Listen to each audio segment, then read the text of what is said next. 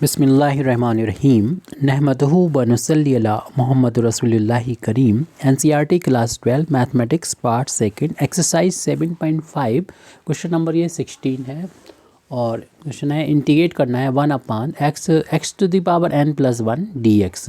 तो सबसे पहले इस वैल्यू को हम लिख लेते हैं यहाँ पर सोल्यूशन में। नेक्स्ट पेज पर i = i के कुल मान लेते हैं 1/x to the power n + 1 dx। इसको हमें इंटीग्रेट करना है। तो इसके लिए सबसे पहले तो हम देख रहे हैं कि x की पावर अगर n-1 का हम न्यूमरेटर और डिनोमिनेटर में मल्टीप्लाई कर देंगे x की पावर n-1 से, x और ये x की पावर n + 1 पहले से डिनोमिनेटर में है, तो देखिए ये पावर 1 और इसमें ऐड हो जाएगी, यानी n-1 और 1 ऐड हो जाएंगे, n से 1 से 1 कैंसिल हो जाएगा, ओनली x की पावर n बचेगी।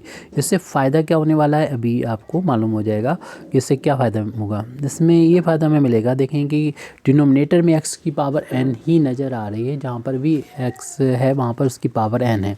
अगर हम ये i के इक्वल चल रहा है, अगर हम लेट कर लेते हैं x की पावर n को कुछ एक नया वेरिएबल t, ये x ना होकर नया वेरिएबल t ले लें, तो इसका डिफ्रेंसिएशन करने पर पावर आगे जाती है और जितनी भी पावर होती है उसमें से एक कम हो जाता है और x का डिफ्रेंसिएशन dx हो जाएगा, t का dt हो जाएगा।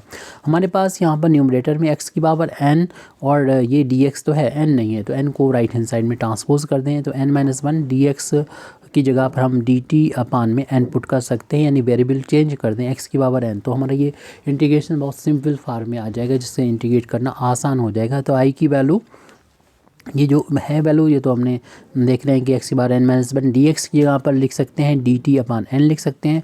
बाकी इसको हमने x की पावर n को t माना है और ये x की पावर n को t माना, t + 1 हो जाएगा। 1/n इंटू में है, ये हम यहाँ इंटीग्रेशन के साइन से बाहर ले सकते हैं, कांस्टेंट है। सिर्फ यहाँ पर देख रहे हैं कि 1 का इंटू मान सकते हैं यहाँ पर, और 1/, में ये वैल्यू हो जाएगी t और t + 1, और इसके हम फिर पार्शियल फ्रैक्शन कर देंगे। वैसे पार्शियल फ्रैक्शन करने का एक मेथड है, लेकिन यहाँ पर हम डायरेक्ट पार्शियल फ्रैक्शन कर रहे हैं। तो आप जो है तो इसमें पार्शियल फ्रैक्शन जो है वो करेंगे, तो जो छोटा है यहाँ पर उसको हम पहले लिख देंगे 1/, में करते हुए, और माइनस जो बड़ा है उसको बाद में लिख देंगे t + 1, और फिर इसके पार्शियल फ्रैक्शन जो है यहाँ पर हो चुके हैं।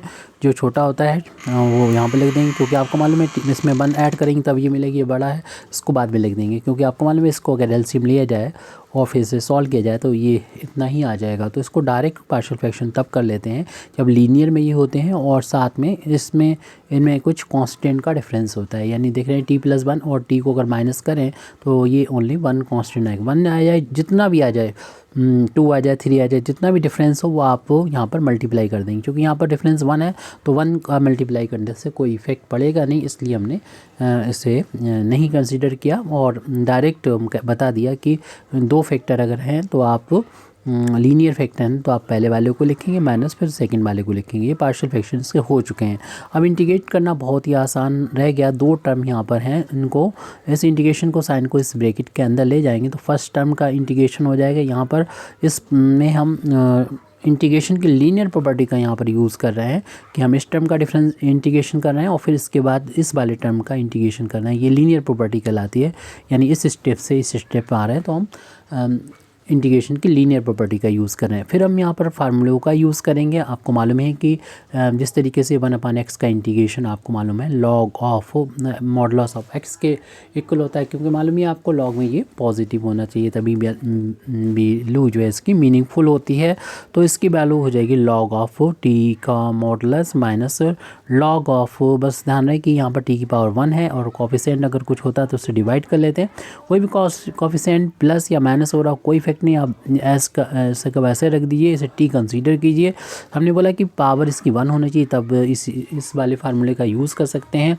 अगर आप कोफिशिएंट जैसे 2 आता तो आपको पूरे इक्वेशन को 2 से इंटू करना होता है, यहाँ पर 3 होता है तो 3, यानी कोफिशिएंट जितना भी होगा उससे डिवाइड करना होगा। तो ये यहाँ इसको मॉडुलस में इसको लगा देते हैं, ब्रैकेट क्लोज कर देते हैं। इंटीग्रेशन कंप्लीट हो गया, कांस्टेंट ऑफ इंटीग्रेशन ऐड कर दीजिए। 2 लॉग है, बीच में माइनस है, तो लॉगरिथम का एक फार्मूला ये भी होता है आइडेंटिटी कि आप एक बार लॉग लिखिए और जो प्लस वाला है उसको न्यूमरेटर में रखेंगे और जो माइनस वाली वैल्यू है लॉग की उसको डिनोमिनेटर में रखेंगे। और फिर ये मॉड अगर आप चाहें तो अलग अलग पे लगा हुआ है। मॉड की प्रॉपर्टी होती है मॉडुलस की, आप न्यूमरेटर में और डिनोमिनेटर में अगर अलग अलग लगाते हो इकट्ठा एक साथ कंबाइन करके भी इसको अप्लाई कर सकते हैं। तो इस तरीके से हमारा जो आई था, आई की वैल्यू क्या थी, इंटीग्रेट करना था हमको 1/x, एक्स की पावर n+1 का इंटीग्रेशन x के रिस्पेक्ट में करना। तो आ चुका है ये, तो इसकी वैल्यू आ चुकी है। ये बाहर चल रहा था 1/n और log ऑफ, इनको कलेक्ट करके लिख दिया हमने। ऊपर t है अपान में t+1 है और मॉडुलस टोटल होल पे लगा दिया। अब t की वैल्यू अपनी तरफ से मानी हुई है, इस वैल्यू को भी हमें वापस पुट करना होगा। t की वैल्यू x की पावर n थी, अपान में भी हम t की वैल्यू रख दी x की पावर n+1 प्लस कॉन्स्टेंट। इस तरीके से हमने ये प्रॉब्लम कंप्लीट हो चुकी है, यानी 1/x की पावर n+1 का इंटीग्रेशन आ चुका है। Thank you very much Indeed for listening me व आखिर दावाना अल्हम्दुलिल्लाहि रब्बिल आलमीन।